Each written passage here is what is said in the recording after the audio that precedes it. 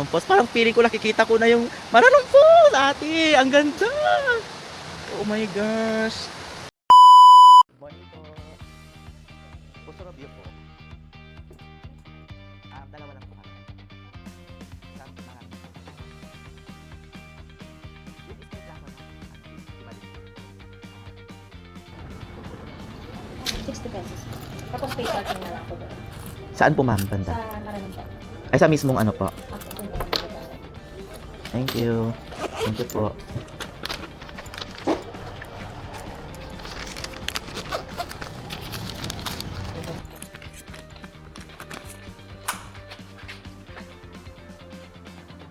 Ay po.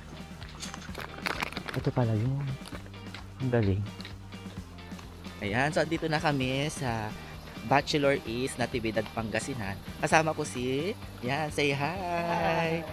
Ayan, so kasalukuyan po naming binabagtas ang daanan na ito na 10 to 15 minutes daw ang layo. Ayan, yan yung paligid. So, napakaganda ng daan. Yun nga lang, napakasukal.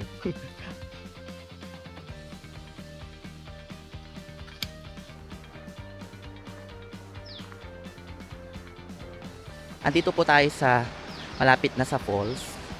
Ayan. So nakikita ko na yung falls dito. So ito yung daan na papunta na sa Maranumpos.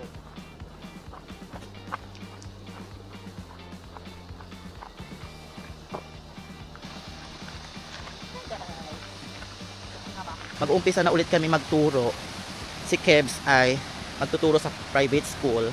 Ako naman balik turo din sa public school. So nag-decide kami pumunta dito sa Maranumpos dahil balik trabaho ulit.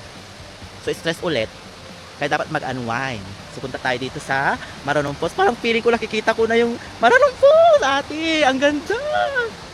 Oh my gosh.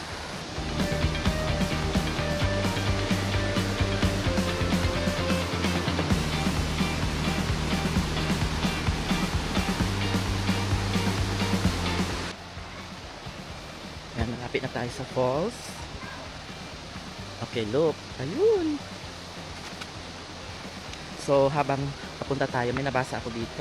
Nakalagay is, yan, paalala, mahigpit na ipinagbabawal ang pagtalon sa tubig. O, di ba? Dapat lang. For safety purposes. Hi, good morning! Welcome to Maranumpos, Bachelor East Natividad, Pangasinan.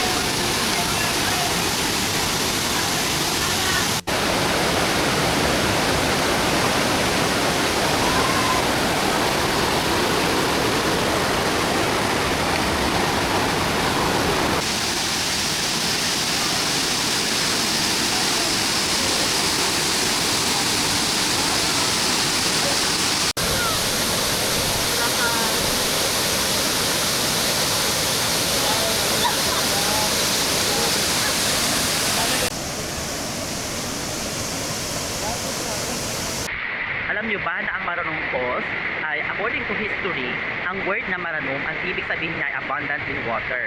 Kaya kahit summer, meron at meron pa ring tubig. Kaya kung pupunta ka ng summer dito sa barangay Bachelor East Natividad, Pangasinan, ay hindi ka magsisisi dahil worth it. Worth it ang pagpunta dito sa Maranumpos! Let's go!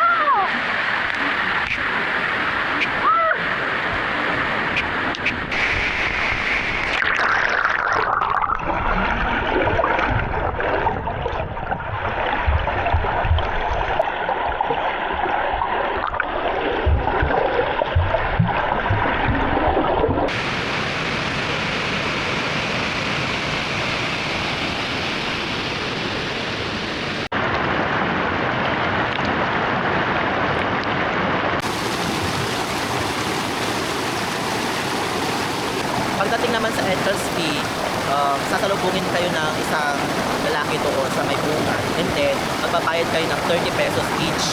And then, sa parking fee naman, nagbayad lang kami ng 10 pesos. That's it. Kaya guys, kung balak nyo pumunta dito, huwag na kayong magdala ng pagkain or bottled drinks dahil bawal. Okay? So kung gusto nyo pumunta dito, kailangan kumain na kayo para dito ay swimming na lang. Yan. Unwind. Kasi tingnan mo naman ang view. Napakaganda. Yan. Ay! Mga ate! Ay! Ano ba yan? Ay, wala ka ako mahula!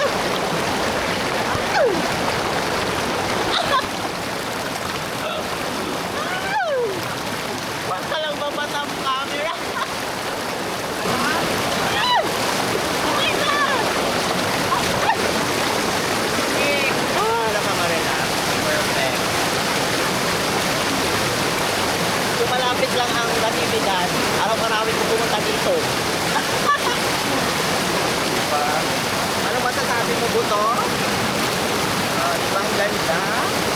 Worth it. So ayan, pauwi na kami. So hindi kami nagtagal. Siguro 1 hour lang kami dyan. Dahil yung spot is perfect, pero hindi siya pang matagalan na. Ano? Okay? So ang hirap na naman pauwi. Dahil ang daming lalaking bato.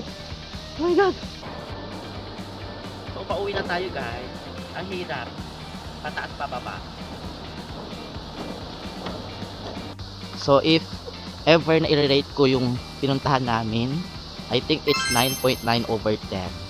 Ayan. So ang mga negative lang doon is hindi ka magtatagal dahil bawal nga ang food. So magugutom ka.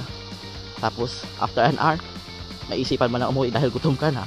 So yun lang. Pero the place is worth it. Napakaganda.